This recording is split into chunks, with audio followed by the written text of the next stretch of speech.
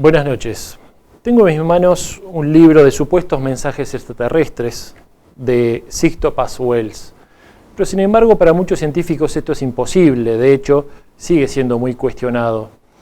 Hay un científico, uno de los referentes máximos a nivel mundial, Stephen Hawking, que ha dicho hace recientes días que deberíamos evitar el contacto extraterrestre, porque esto supone algún tipo de peligro. Por lo tanto, nosotros los seres humanos, en base a lo que hemos vivido, debemos evitar cualquier tipo de contacto extraterrestre. Nosotros hoy vamos a estar hablando de eso, justamente del contacto extraterrestre, pero analizado con Carlos García Iglesias, acerca de las luces y las sombras y cuánto hay de cierto y cuánto hay de mentira en el contacto extraterrestre.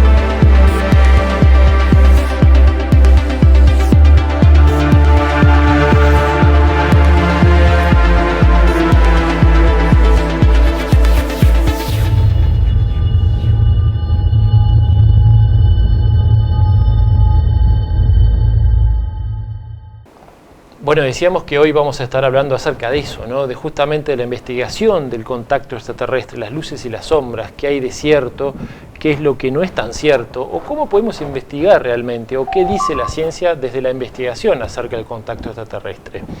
Para eso vamos a estar con nuestro colaborador, Carlos García Iglesias, investigador del fenómeno OVNI, entre otras cosas, a quien ya estamos dando la bienvenida. ¿Cómo estás? ¿Qué tal, Henry? Un gusto, como siempre. Esto que mencionábamos, esta frase o concepto de Hawking diciendo que debemos evitar el contacto con extraterrestres. Viste que hay muchos que dicen, bueno, es lógico, sobre todo basándonos en la cultura terrestre, en la historia terrestre, cómo culturas han avanzado sobre otras, se le han destruido, muchas de ellas han hasta desaparecido. Pero otros, sin embargo, y muchos contactados dicen que esto podría ser parte justamente de ese famoso plan de ocultamiento del tema o de asustar a la gente directamente con el tema extraterrestre. ¿Vos qué crees acerca de eso? Es un tema bastante interesante y bastante complejo porque el tratar de analizar la supuesta realidad del acercamiento de civilizaciones extraterrestres al ser humano hace que tengamos una mirada absolutamente analítica sobre el comportamiento humano. O sea, cómo nos terminamos observando nosotros mismos como civilización. ¿Qué tan favorable podría ser para una civilización como la nuestra establecer contacto con una civilización que nos lleve cientos de miles de años de ventaja de evolución? ¿Cuánto nos afectaría? Y hay como dos posturas en esto. Hay quien dice, bueno, pasaría como pasó con la conquista de las Américas por parte de Europa en la segunda mitad del milenio anterior, donde las culturas mesoamericanas prácticamente desaparecieron y fueron consumidas por la cultura europea, que si bien en muchos casos no era mucho más avanzada científicamente desde el punto de vista de conocimientos científicos, sí lo era en cuanto a su nivel de beligerancia, claro, o su avance armamentístico, o sus capacidades de destrucción armamentista. Entonces, podría pasar eso. Otros dicen que no, que al revés. Tener contacto con una civilización mucho más avanzada que la nuestra nos daría a nosotros un empuje y nos haría poder dar un salto en nuestra evolución como civilización. En la historia, en lo práctico, no ha pasado eso. Realmente esto no ha pasado. ¿Por qué se dan estas dos suposiciones? Primeramente porque hasta ahora la conducta o la forma que tienen los ovnis, después vamos a ver qué relación hay entre ovnis y nave extraterrestre y todo lo demás, pero hasta ahora la presencia de los ovnis en nuestros cielos, que es absolutamente innegable, incuestionable, hoy en día, por la gigantesca casuística que hay y las posibilidades de análisis de información que hay hoy en día, pues no hay nadie que pueda negar que el fenómeno ovni es real, existe y tiene un efecto directo sobre nuestra realidad cotidiana, ¿no? O sea, eso no está en discusión. Pero lo que sí nosotros podemos decir es que el comportamiento de esta manifestación ovni, de estos objetos voladores no identificados o de comportamiento absolutamente anómalo en nuestros cielos, sí lo que podemos decir es que hasta ahora no tiene un patrón que nosotros podemos decir que se entiende. O sea, es inentendible la conducta que tienen estos objetos voladores no identificados. Y nos referimos a esto. Aparecen, desaparecen, se muestran, se ocultan, son huidizos, no se dan manifestaciones así absolutamente incontrovertibles. O sea, tú sabes que según los contactados esto tiene una explicación, es que justamente hay un plan detrás de no interferencia, ¿no? Bueno, esto tiene un punto muy flaco. Ya solamente el hecho de que se estén mostrando y se estén dejando ver y eso esté generando en nosotros un montón de cosas, ya están interfiriendo. De hecho tenemos, o sea, hay que verlo claramente, literatura, ciencia ficción, películas de cine, hasta hay marcas de ropa que hacen referencia a los UFO. Sí, claro. O sea, si su sola presencia, su sola manifestación en los cielos, el aparecer y desaparecer, el dejar marcas en el suelo, el disparar aviones militares de defensa aérea para ir a perseguirlos sin éxito, el hacer apagones en las ciudades, o sea, un montón de manifestaciones que han hecho, esto ha provocado en la civilización humana una interferencia. Mucha gente dirá, es un cambio positivo, nos abre la mente a la posibilidad de que, como decimos, no estamos solos, de que hay otras civilizaciones que nos visitan y todo lo demás. Pero de hecho es interferir y modificar nuestra conducta, modificar nuestras creencias, modificar nuestra civilización. De hecho, hoy se está discutiendo a muchos niveles qué incidencia pueden tener la presencia de estos ovnis, si son de origen extraterrestre, con, por ejemplo, nuestras creencias religiosas o con respecto a nuestros paradigmas científicos.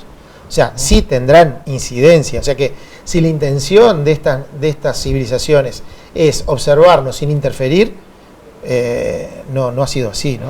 Claro, esto me hace pensar un poco que muchos ejemplos que pusiste tienen que ver con ovnis, ¿no? Que de hecho hasta ahora son ovnis, claro. No es igual a extraterrestre. No, para nada. O sea, esto es algo que, más allá de la nomenclatura, objeto volador no identificado, o nave extraterrestre, cuando nosotros decimos nave extraterrestre, es porque la persona que la califica así tiene que demostrar que ese objeto volador que ve en el cielo proviene de una civilización que existe fuera de nuestro planeta. O sea, esto es prácticamente, yo diría, muy difícil de demostrar. La única forma que tenemos nosotros de establecer una relación de estos objetos voladores de comportamiento anómalo, que esa sería más o menos la forma de catalogarlos: objeto volador mecánico de comportamiento anómalo, objeto volador inteligente de comportamiento anómalo. ¿Por qué decimos objeto? Bueno, porque tiene una consistencia. Tiene unas consistencias físicas, se puede filmar, se puede fotografiar, deja huellas en el terreno. Inteligente, porque la forma de desplazamiento nota que detrás de ese objeto hay una inteligencia que lo manipula. Frena, acelera, sube, baja. Cuando aparecen aviones de la Fuerza Aérea, aviones caza a perseguirlo, desaparece, juega con ellos. O sea, hay una inteligencia detrás y una inteligencia muy superior a la que tenemos nosotros hoy, a la que la tecnología terrestre puede mostrar. Y de comportamiento anómalo, porque hacen cosas que para nosotros son imposibles hacer en el cielo volando.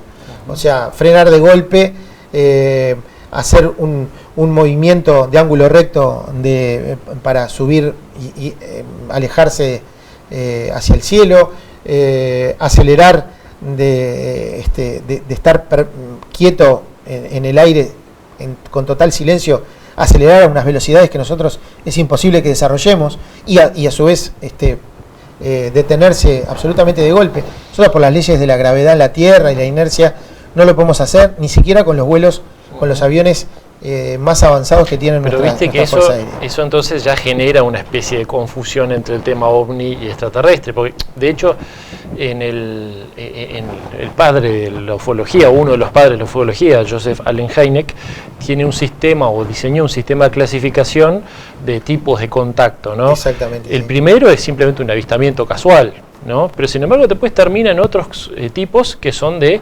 bajadas de los tripulantes, ¿no? Entonces ahí se empieza como a mezclar un poco. Claro. Lo que hace Joseph Allen Hynek en su momento, que participó del Libro Azul y después lo dejó y se dedicó al estudio privado, a la investigación privada, es establecer una escala de acercamiento con respecto al contacto extraterrestre. Al dar esta escala, él no está diciendo de que estos contactos se han producido, se produjeron o son reales, o esta escala esté habilitando a aceptar determinado tipo de experiencias. Lo que está diciendo es que si se produjeran, deberíamos estudiarlos con respecto a esta escala. O sea, una cosa es salir al cielo nocturno y ver un objeto que uno no sabe lo que es y uno lo califica automáticamente como un ovni, ¿no? Uno de los conceptos que manejamos es de que no existen objetos voladores no identificados. Lo que existen son observadores que no pueden identificar lo que están mirando, que son dos cosas diferentes, ¿no? O sea, si una persona ve un globo aerostático y no tiene la menor idea de lo que es, para esa persona está viendo un objeto volador no identificado. Claro. Lo que no quiere decir que sea un objeto inteligente procedente de una civilización extraterrestre. Claro. Es un salto gigantesco entre una cosa y la otra. Nosotros lo que podemos hacer es un descarte. Lo que estamos viendo, se trata de un objeto conocido, un avión, un helicóptero, un globo aerostático, si conocemos lo que es un globo aerostático, un satélite, si conocemos cuál es el comportamiento de los satélites en el cielo, si se trata de la caída de un meteorito, de basura espacial. O sea, nosotros podemos descartar todo lo que el objeto no es. Lo que es muy difícil es afirmar lo que es. Claro. Exactamente. Hasta ahí sigue siendo un ovni, ¿no? Hasta ahí sigue siendo un objeto no identificado. Esto me hace pensar un poco en el tema de la diferencia que hay entre verlo personalmente y llegar a grabarlo, ¿no? Fotografiarlo, ¿no? ¿Cuán válido es la fotografía o la filmación de un ovni? Bueno, acá todo el mundo conoce la frase de una imagen vale más que 1000 palabras. En el estudio de la ovniología exactamente al revés. Una imagen no vale más que 1000 palabras, en el sentido de que la imagen por sí sola no nos está determinando la realidad de lo que la persona que la tomó cree que es. Las personas toman una fotografía y de algo que les llama la atención. A veces toman la fotografía de un paisaje y cuando toman la foto no vieron nada. Después, analizando la foto, encuentran una cosa rara en la foto y empiezan a tratar de ponerle un significado a eso que están viendo. Y ahí entran en juego las creencias, los preconceptos, un montón de cosas. Por ejemplo, una persona que tiene la tendencia a creer en el tema de los ovnis, en el tema de los platillos voladores, como se conoce, obviamente va a tener la tendencia casi sin excepción de decir que se trata de un ovni, o de afirmar, o de creer, o de estar propenso a aceptar que se trata de un ovni. Si nosotros vamos a una persona que tiene creencias místicas, ese es religiosas... el postulado de Rosenthal. Claro, ese es el postulado de Rosenthal, que se aplica en sociología a muchas cosas, a los científicos, a muchas cosas. Las personas evalúan algo pasándolo por el filtro de sus creencias. Claro. Lo que las personas... Hay un mecanismo muy humano. Nosotros lo que queremos es reforzar nuestras creencias. Por lo tanto, cuando nosotros estamos ante un hecho excepcional, vamos a pasarlo por el filtro de nuestras creencias y vamos a adecuar todas las evidencias que se nos van acercando a aceptar aquellas que fortalecen nuestra creencia. Perfecto. Y a rechazar las que la niegan. Claro, pero perfecto. Pero imágenes de ovnis como esta que estamos viendo ahora, ¿no? De ovnis que realmente son con movimientos extraños y que no corresponden a nada conocido al menos. Eso sí ya pasa a ser una especie de evidencia. Claro. Hay que hacer una división entre prueba incontrovertible y evidencia. Evidencia es algo de que después de un estudio, de un análisis, de pasarlo por un montón de filtros de análisis de imagen, tratando de quitar todo error de observación y haciéndole todo pasándolo por todo un filtrado de metodología de trabajo, nosotros podemos llegar a descartar y a quedarnos con una hipótesis que es la más probable. No es una prueba incontrovertible. Claro. O sea, nosotros podemos decir, descartamos que es un ovni, descartamos que es un avión, descartamos que es un satélite, que es un helicóptero, que es un globo aerostático, que es una basura espacial, que es el resto de un satélite que venía cayendo sobre la Tierra, etcétera, etcétera, etcétera. Descartando todas esas cosas, y ya no teniendo casi ninguna otra explicación, podemos elevar la hipótesis probable de que se trate de un vehículo inteligente proveniente de una civilización fuera de la Tierra. Es una hipótesis que no podemos descartar, pero tampoco la podemos afirmar 100%. Claro. Entonces, es la hipótesis más probable, no es una prueba incontrovertible. ¿Por qué crees que, capaz que es una pregunta tonta, pero ¿por qué crees que está asociado a la filmación OVNI, ese movimiento que es el famoso, parece como que si fuese el famoso Parkinson asociado al tema OVNI, ¿no? Eso está muy claro, está muy estudiado. Es el movimiento del pulso de la persona que sostiene la cámara. O sea, eso ya hoy no está en discusión. Cuando nosotros vemos una luz en un cielo oscuro, nocturno, filmada por una persona, con una cámara en la mano, un celular, una cámara de filmación, una cámara manual. Es imposible dejar el pulso quieto, claro, y evitar el movimiento del cuerpo. Eso puede propiciar supuestos símbolos que muchas veces hemos visto, filmaciones de algunos contactados o grupos que muestran cierto tipo de simbología que harían. Eso pasa a otro, eso damos un salto gigantesco hacia la especulación. Claro. ¿Esto qué quiere decir? Es lo que decíamos hoy del tema del postulado de Rosenthal. Es la interpretación de la persona. O sea, yo antes creía en la posibilidad de que naves extraterrestres se movieran en el cielo ante mis ojos, dibujando símbolos con sus movimientos. Y que me lo iban a dejar plasmado en una cámara porque querían transmitirme un determinado mensaje. Claro. Eso es la creencia previa del testigo.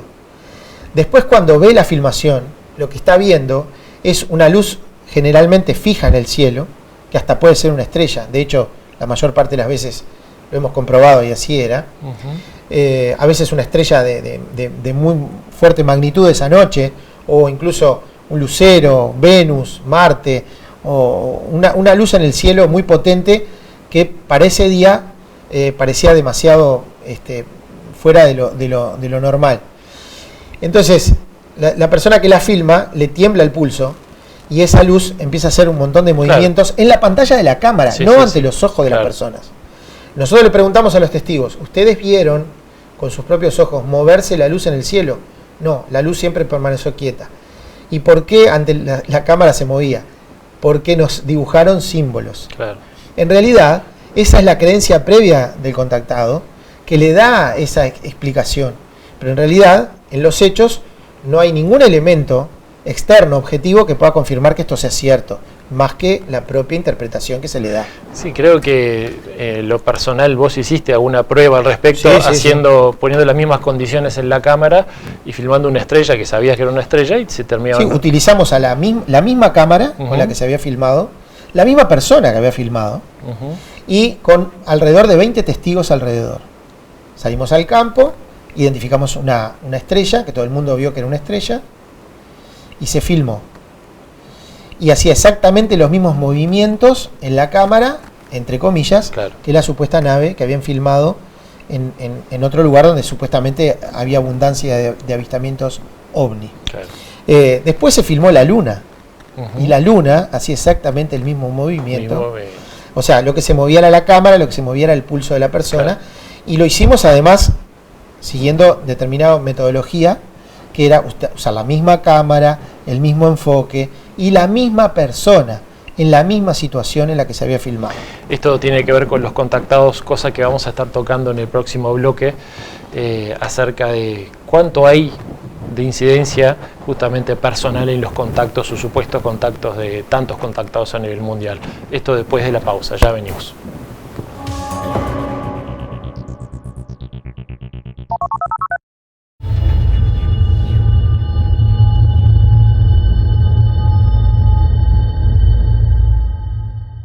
Seguimos en Zona Desconocida, les recordamos que ustedes se pueden comunicar con nosotros a través de Facebook, ponen Zona Desconocida y nos encuentran, nos escriben, nos consultan, nos proponen inclusive temas para tratar aquí en el programa si ustedes lo desean.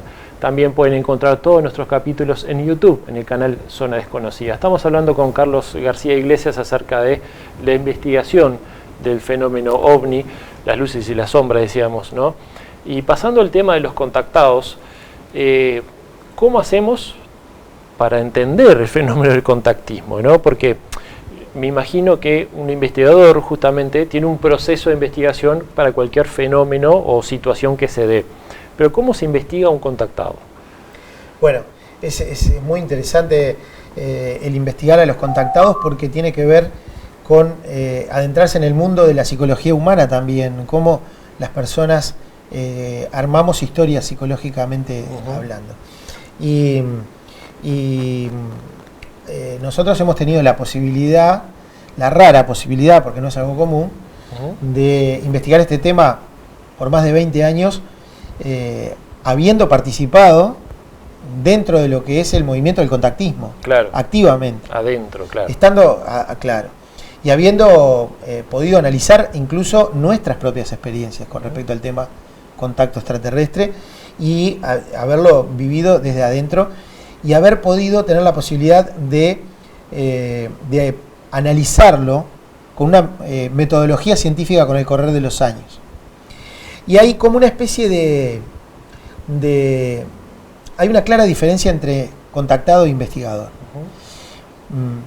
El contactado asume de plano que la experiencia de contacto, incluso la que él está viviendo y las experiencias de contacto en general, son reales.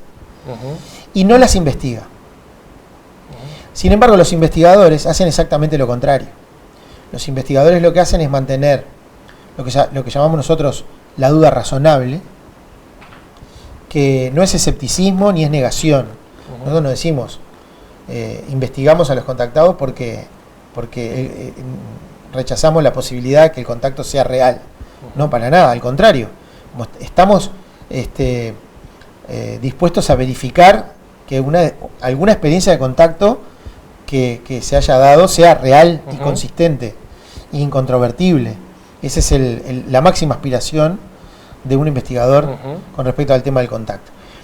El tema es que el investigador lo que busca es descubrir la verdad detrás de esto, aunque la verdad que descubra rompa todas sus creencias anteriores.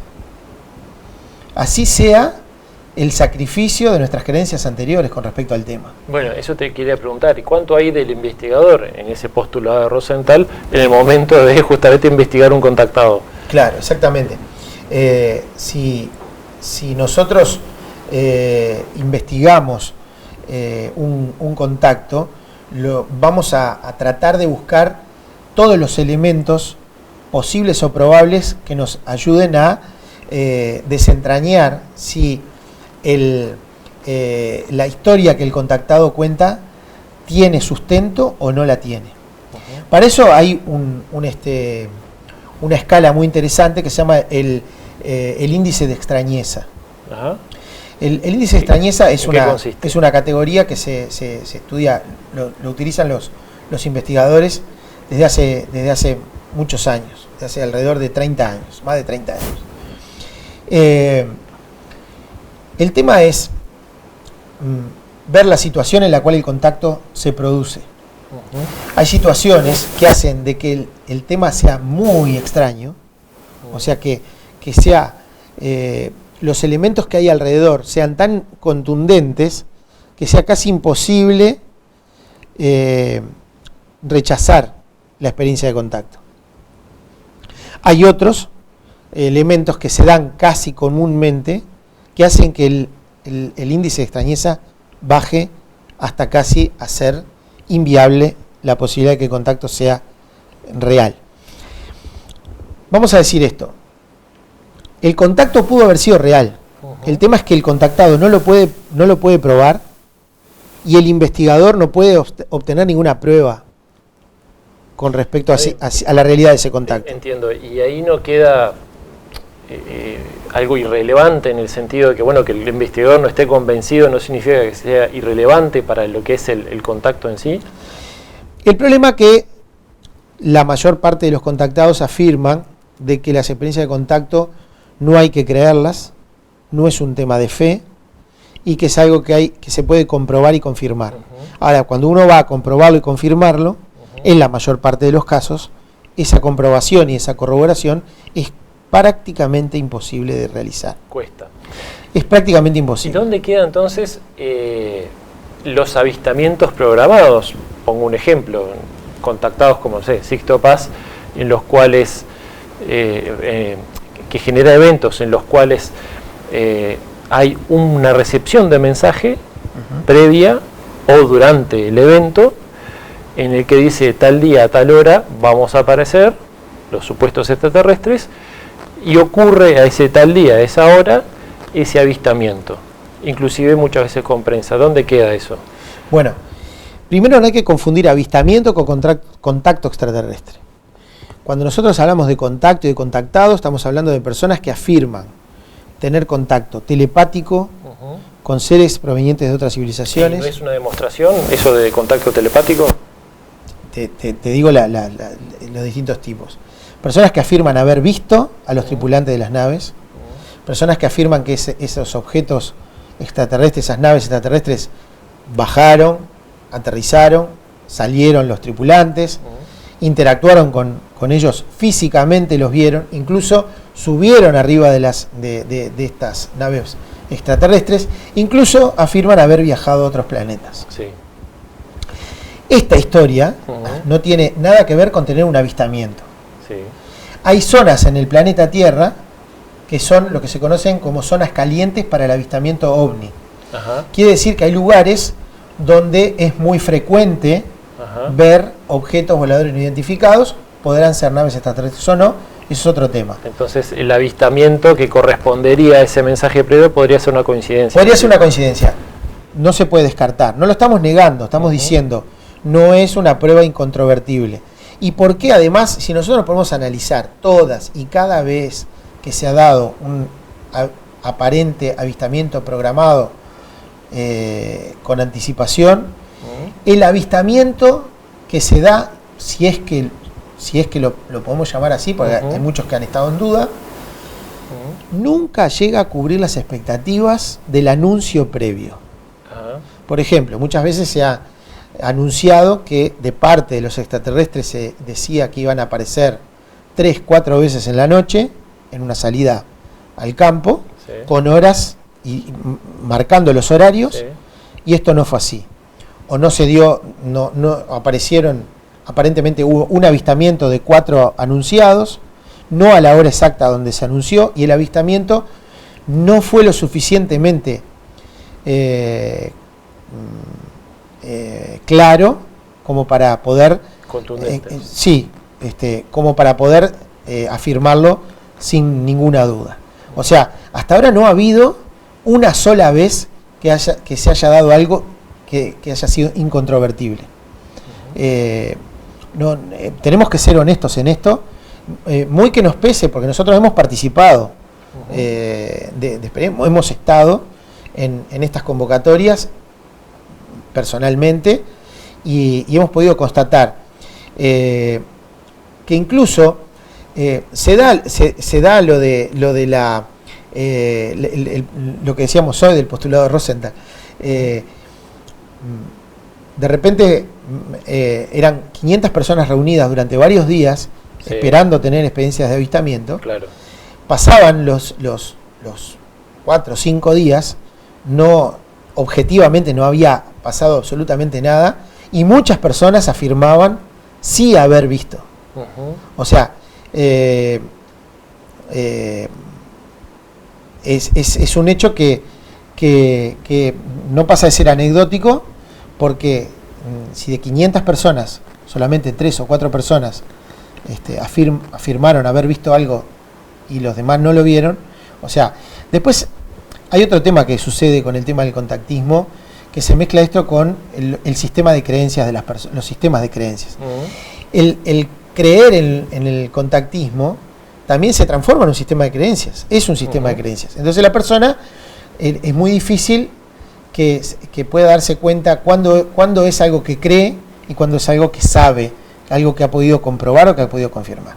Hay un viejo postulado que dice, nuestra realidad generalmente está hecha en base a creencias, pero nuestras creencias generalmente no están hechas en base a realidades.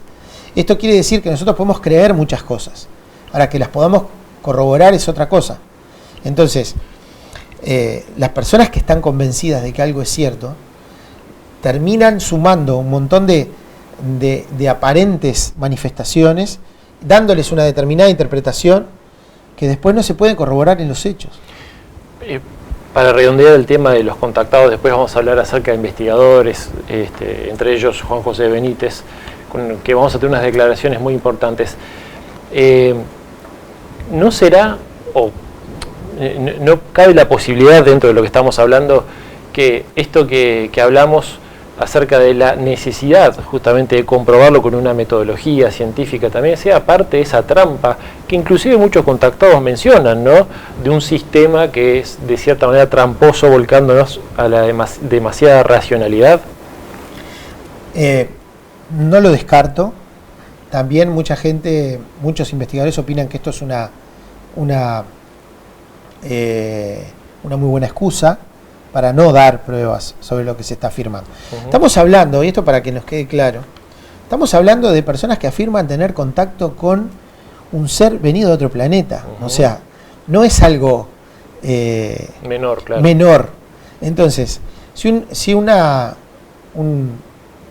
persona, un ser extraterrestre viaja a 600 millones de kilómetros para contactarse con alguien en la Tierra, cuando somos 8.000 millones de seres humanos sobre el planeta, y seleccionan a 1 o 2 personas para establecer un contacto, para transmitirles un mensaje, para darles una información que volcar al resto de la humanidad, evidentemente debería ser mucho más fácil de corroborar la veracidad de esto, porque ya estaríamos prestándole atención al contenido del mensaje y no a discutir si es real o no. Entonces, el comportamiento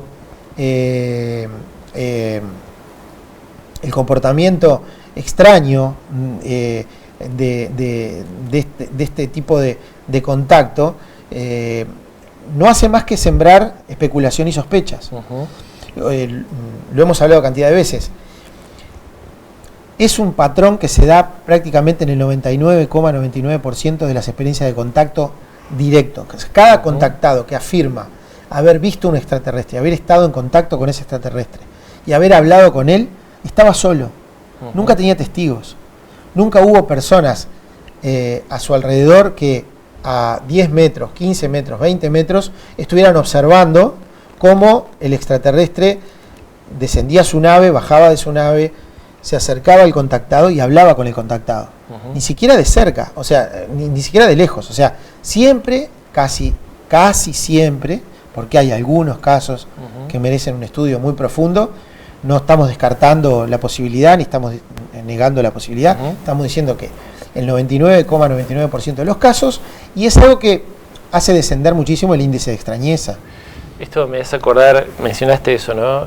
Un caso, sí, en donde hubo testigos, pero curiosamente después no se transformaron en contactados. Fue en una ciudad de Rusia, que no me acuerdo el nombre ahora. Voronezh, en donde habría bajado una nave, unos tripulantes saliendo de adentro y tuvieron contacto con unos humanos, y sin embargo de ahí no se desprendió ningún contactado. Pero es la historia que los contactados cuentan, porque eso después está el desprender la historia que los contactados cuentan. Los contactados cuentan una historia que no tiene consistencia en el relato entre los propios contactados. Nosotros tenemos contactados que de repente nos dicen que hay que seguir toda una metodología de preparación para poder tener contacto. Claro. Sin embargo, cualquier persona que trabaja en el campo sin ningún tipo de preparación, ha tenido avistamientos y han tenido encuentros con ovnis. Se lo preguntábamos a Rafael el programa pasado. Sin ningún tipo de preparación. Hay personas, hay cantidad de videos y filmaciones hoy en día de personas que han salido a la terraza de su casa y han podido fotografiar y filmar el acercamiento de objetos voladores no identificados, que casi no queda otra posibilidad que sean naves extraterrestres, o por lo menos no terrestres. Claro. Sí, hay 5 millones de avistamientos denunciados en la era moderna de los ovnis. O sea, exactamente. Ahora, a muchos contactados dicen, no, pero una cosa es tener un avistamiento, otra cosa es establecer un contacto. Fenómeno. Está el caso de Voronezh, y como ese caso hay montones de casos donde la nave descendió, aterrizó, bajaron los tripulantes, estaban en una ciudad, en una plaza pública, los niños de la escuela lo vieron, los niños de la escuela después hacían dibujos de lo que habían visto y eran testigos más que objetivos de lo que estaban viendo, porque no estaban influenciados por nada, y sin embargo, incluso el objeto que estuvo allí dejó una esfera de origen no terrestre que fue sustraída por las autoridades y fue analizada y todo lo demás. Y acá no se necesitó ningún tipo de preparación para esto y no se afectó a nadie vibratoriamente, ni la gente se descompensó, ni pasó absolutamente nada de esto. Y casos como ese, hay muchos casos que se ha dado, relatos de este tipo, sin ningún tipo, o sea, no hay consistencia entre el hecho de decir se necesita una preparación, una metodología para estar en contacto, y gente que tiene contacto sin ningún tipo de preparación, sin ningún tipo de metodología. Un caso que nos toca muy de cerca, el caso de la Aurora.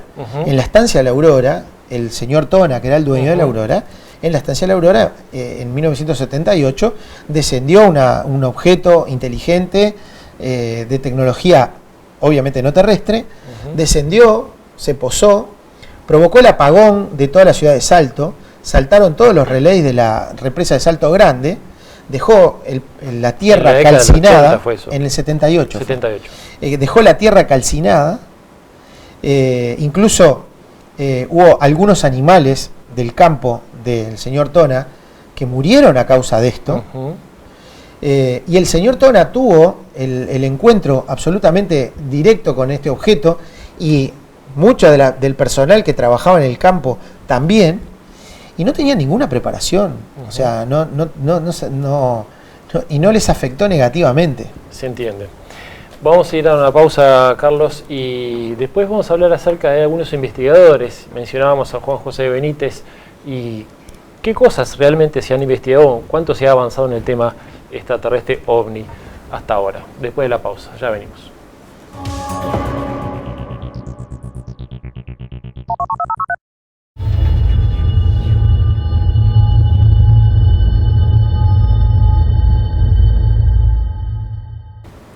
Seguimos en Zona Desconocida, estamos hablando con Carlos García Iglesias y mencionábamos antes de la pausa que vamos a hablar acerca de algunos investigadores, pero primero te pregunto, ¿se ha avanzado algo más con respecto a la investigación OVNI en el mundo, me refiero? Se ha avanzado mucho en cuanto a las posibilidades de descartar cuando un avistamiento o una evidencia tiene sustento o no lo tiene.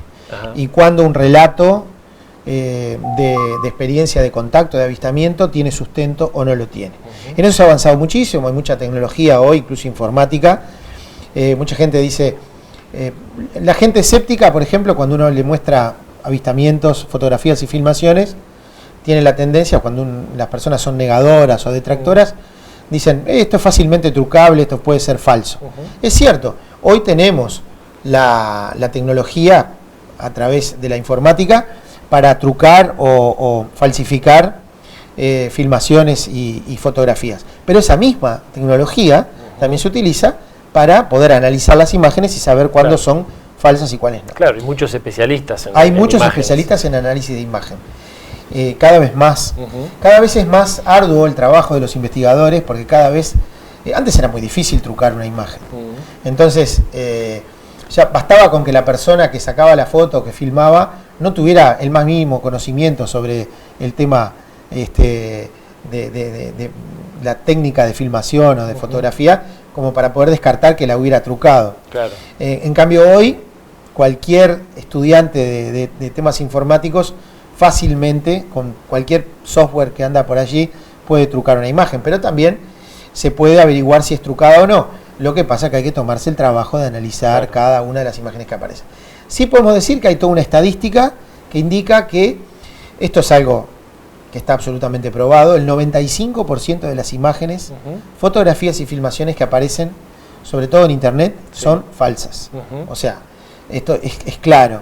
O sea, que cada vez que vemos una foto, cada vez que vemos una imagen, esa foto, esa imagen tiene un 95% de probabilidades de ser falsa.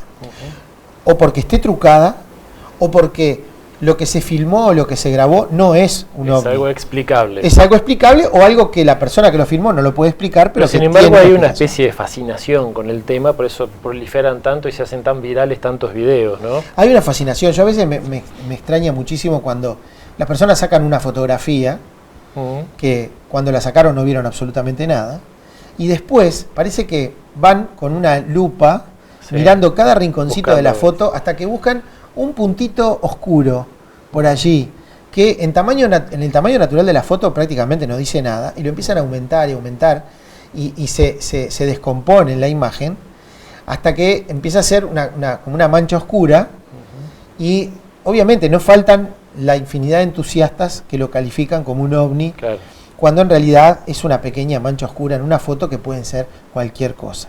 O sea, no lo estamos negando, no lo estamos descartando, lo que estamos diciendo es: sepan que estadísticamente el 95% de las fotografías y las filmaciones que aparecen generalmente no son verdaderas. Hay un investigador que mencionábamos que es Juan José Benítez, en realidad escritor, periodista, que se transformó en investigador de estos temas en base a una experiencia que habría tenido con Sixto Paz en el desierto de Chilca, en Perú, en donde él habría sido partícipe de un avistamiento supuestamente programado en ese entonces, y Marco Baraza, un investigador también, periodista peruano, le hizo una nota y le consultó sobre ese tema también, ¿no? Vamos a compartirlo, después lo analizamos. ¿Y cuál es tu opinión, Juanjo, en estos tiempos de desclasificación de archivos ovnis que se han dado en distintos países, de megaconferencias, muchas magnas conferencias de personajes políticos, militares en distintos países del mundo, hablando sobre la verdad, entre comillas, del contacto extraterrestre? ¿Cuál es tu opinión? Yo opino que es una tomadura de pelo. Las desclasificaciones de los militares en todo el mundo, no solamente en España, en todo el mundo, es una tomadura de pelo. Ellos han desclasificado lo que han querido, no es todo, falta lo más importante, e incluso lo que han sacado está mutilado. Por tanto, eso obedece a algún tipo de consigna colectiva a nivel militar, nunca a nivel político, a nivel militar, que yo sospecho cuál es. Pero entonces lo que realmente sucede es que nos están volviendo a engañar. Es decir, si han mantenido el secreto 70 años casi, cuando hacen una maniobra de desclasificación sacan 4 papeles o 4.000 papeles, pero no son los casos verdaderamente importantes, esos no los sacan, ni los van a sacar. Claro.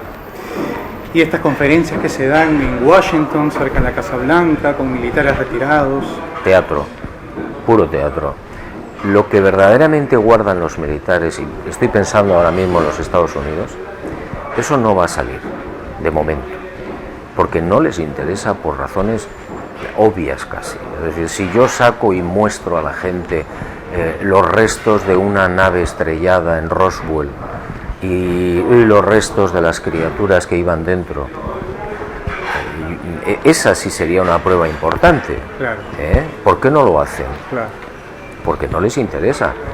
Mientras sean papeles que van volando de un sitio a otro, conferencias de gente retirada, eso no tiene ningún interés, ninguna importancia, en definitiva, de cara a la opinión pública. Y las evidencias tangibles que se presentan hoy en diferentes partes del mundo, como por ejemplo mencionabas el Cerro de Metepec en México, el extraterrestre, entre comillas, ubicado en el desierto de Atacama en Chile hace 10 años, la momia presuntamente extraterrestre presentada en Andahuaylillas, Perú. ¿Qué opinas sobre la atención mediática, la forma como se presentan, los estudios que se les practican hoy? Mucho ruido y pocas nueces. Es decir, esos son evidencias, pero no son evidencias proporcionadas por los militares, que es a lo que yo voy. Son evidencias discutibles, presentadas casi siempre por civiles o por periodistas, pero no por militares, y no de uniforme, y no con las cámaras delante de ellos, no. El día que se produzca eso, el día que los militares saquen la información que tienen guardada, o parte de la información que tienen guardada, y que sean pruebas físicas, será otro cantar. Pero eso no va a llegar todavía, ni mucho menos, porque Roswell, hace 65 años de Roswell, o 66. De ahí se ha sacado mucho material para desarrollar en la ciencia y en la tecnología y en las empresas privadas, y la gente no lo sabe. Es decir, es el láser, es el chip, es la fibra óptica. Hay un libro muy famoso de un coronel ya fallecido que se llamaba Corso, que estuvo al mando de una de esas operaciones en el Pentágono, saca de la nave de Roswell una serie de piezas y se las distribuye a las empresas civiles, diciéndoles que son técnicas o artefactos extraídos a los nazis, para ver si las pueden desarrollar, y algunas las desarrollaron. Entonces el problema es que no les interesa, es decir, los militares saben perfectamente que perderían la hegemonía. Si reconocen públicamente que hay unas civilizaciones superiores, técnicamente superiores, el contribuyente, el que les paga el sueldo y el que paga el armamento, se puede levantar y decir, oiga, si hay alguien ahí superior a nosotros técnicamente, ¿por qué le estoy pagando yo a usted el sueldo? Los militares son militares, pero no son tontos. ¿Cuál es tu opinión, Juanjo, hoy en el año 2013, sobre el trabajo que viene realizando con el mundo el contactado peruano Sixto Paz Wells, y cómo ves esa experiencia que tuviste junto a él hace ya casi 40 años? Bueno, una cosa es la experiencia que yo tuve en Chilca y otra cosa es lo que dice esta gente, Yo no estoy muy seguro de lo que dicen. Sí estoy seguro de lo que vi. Y en el desierto yo vi 2 objetos en compañía de otras personas, entre las que estaban Sixto y su hermano, y gente muy reconocida y muy normal. Uno de ellos hoy es un prestigioso neurólogo. Entonces yo vi allí dos objetos en silencio absoluto, por debajo de las nubes, dentro de la capa de nubes, y no tuve explicación. Eso obedecía y correspondía, según el grupo, a un contacto. Eso es lo que dijeron. Fuimos ese sábado, 7 de septiembre del 74, a las 9 de la noche, aparecieron, perfecto, correcto. Pero eso significa que todo lo demás que dice esta gente, estos grupos, ¿es verdad? Lo dudo. Yo personalmente lo dudo. No lo niego, lo dudo.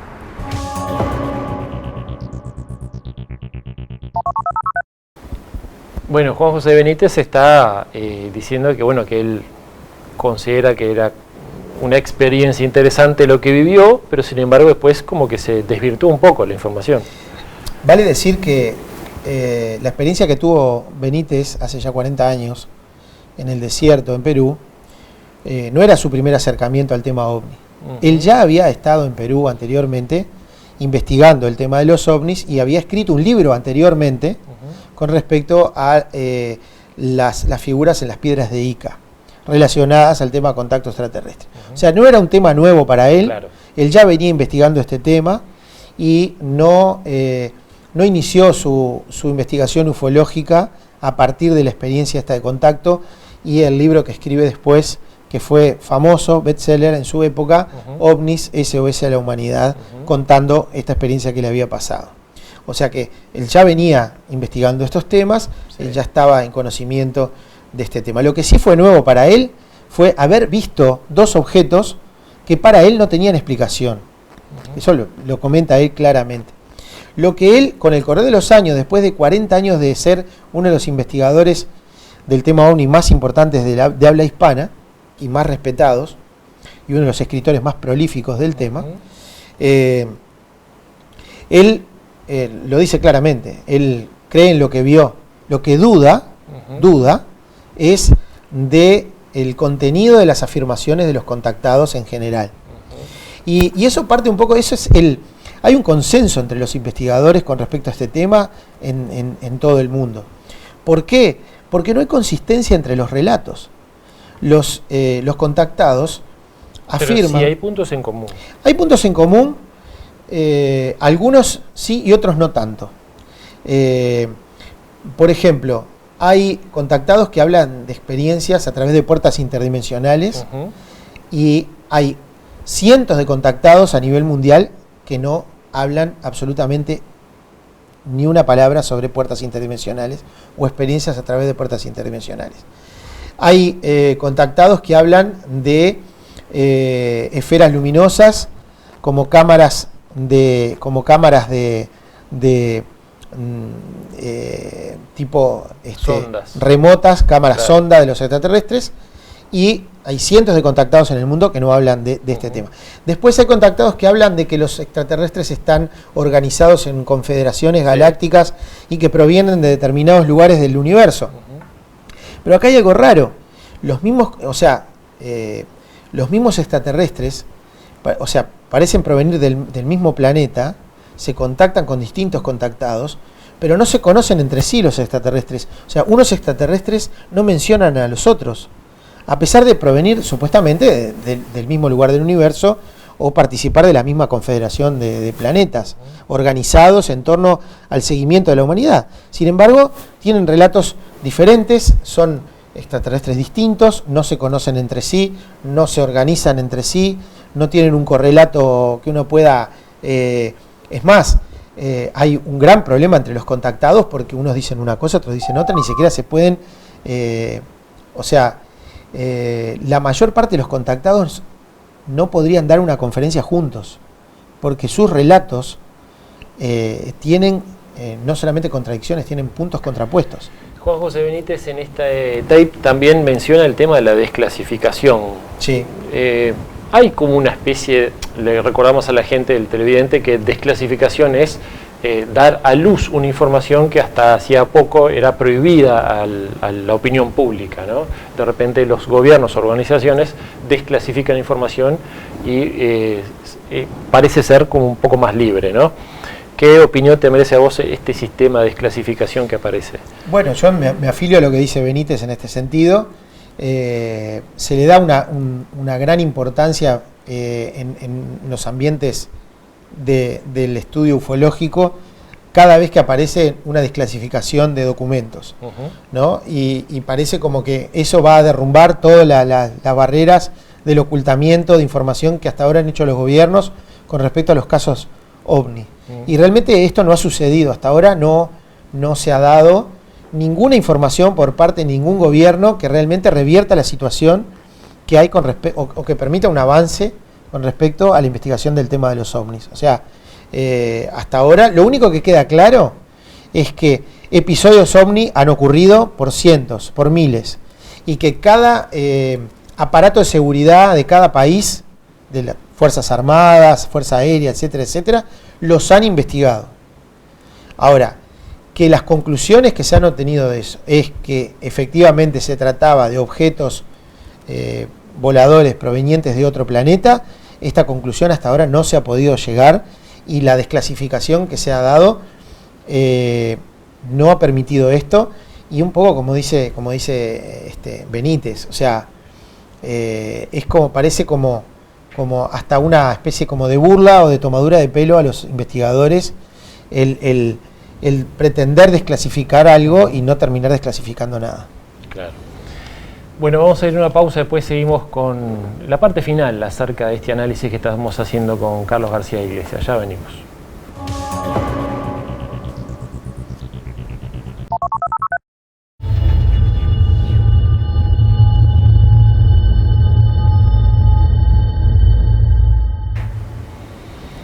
Seguimos en Zona Desconocida, ya en este tramo final en el cual vamos a pedirte, Carlos, agradeciéndote otra vez tu presencia, que hagas una reflexión final acerca de este tema, ¿no? ¿Alguna recomendación? También, si se puede. Usando una frase que también ha acuñado Juan José Benítez, dudo, luego existo. ¿Esto qué quiere decir? Nosotros no negamos nada, pero tampoco podemos afirmar las cosas sin investigarlas. Cuando se dice que esto no es una creencia, que esto no es un tema de fe, que es algo que hay que investigarlo y hay que corroborarlo y confirmarlo, la mayor parte de la gente no lo hace. O sea, la mayor parte de la gente lo cree. La mayor parte de la gente no lo investiga, no lo corrobora. Investigar y corroborar no significa traducir esto en experiencias personales. Las experiencias personales generalmente son subjetivas y pasan por el filtro de nuestras creencias y nuestros paradigmas previos. Nosotros lo que tenemos que tratar es de ser de esto observadores y analistas objetivos de este tema, que es un tema muy vasto, que abarca muchas cosas, abarca nuestras creencias religiosas. Uno puede ver cómo fácilmente el tema de los contactados se va para el lado de la religión, claro, de la pseudo religión, se emparenta con la espiritualidad y con todo este tipo de cosas, que no necesariamente tiene por qué estar relacionado. Tu recomendación es ser objetivo, pero por último te pregunto, tu parte reflexiva, digo, dejando de lado el investigador, ¿qué siente? ¿Qué opina? Digo, más allá, insisto, dejando de lado de tus investigaciones, ¿qué opina? ¿Existe un contacto asiduo extraterrestre? Creo que es posible. Hasta ahora no ha sido probado. Me contestaste como el investigador. Está bien, es lo que sos, ¿no? Les agradecemos su presencia, les recordamos que nosotros vamos a volver a estar en Zona Desconocida el próximo jueves a las 22 horas, o si no, nos encuentran en Facebook, en Zona Desconocida, o también en nuestro canal de YouTube, Zona Desconocida. Gracias por su compañía.